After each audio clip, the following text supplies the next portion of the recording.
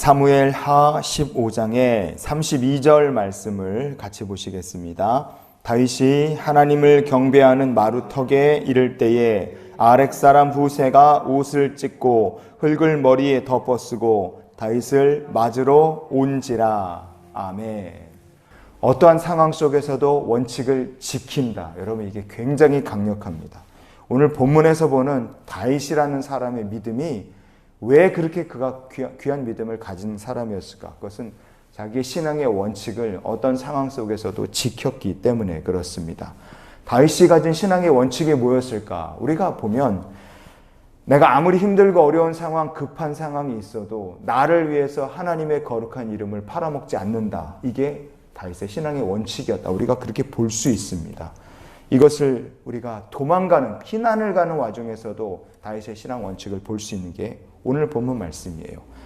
다윗이 피난을 가는데 성전 바깥에서 예루살렘이 이제 성 바깥으로 이제 나가는 거죠. 나가는데 거기에 누가 기다리고 있었느냐? 사독과 아비아달 제사장, 그리고 모든 예루살렘 성 안에 있었던 레위인들이 딱 기다리고 있었어요. 그들이 심지어 언약궤를 가지고 와서 기다리고 있었습니다.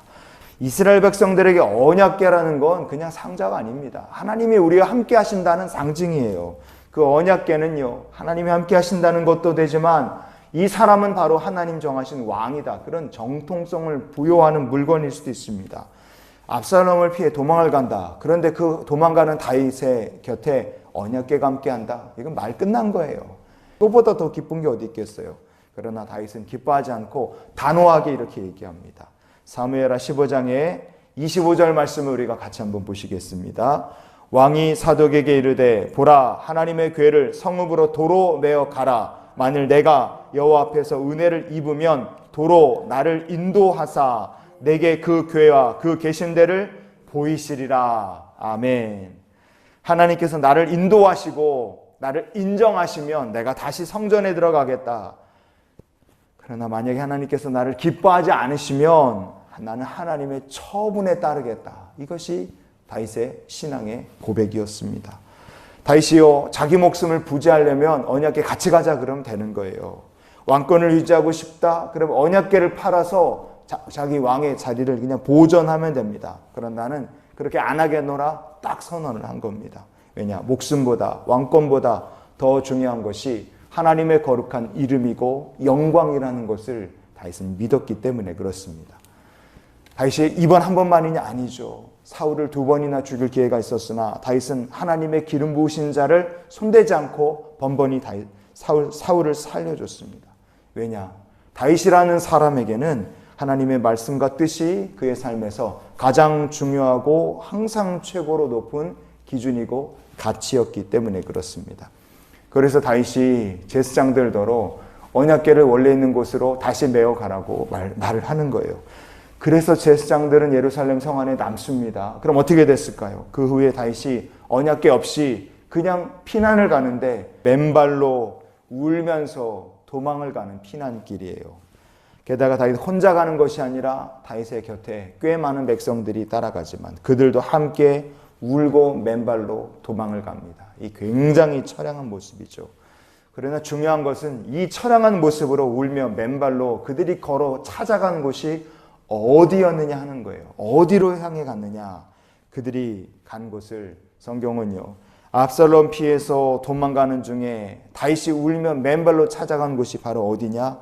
하나님을 예배하던 곳이라고 성경은 얘기합니다. 이게 중요하죠. 오늘 본문으로 읽었던 사무엘하 15장의 32절 말씀 우리가 다시 한번 봅니다.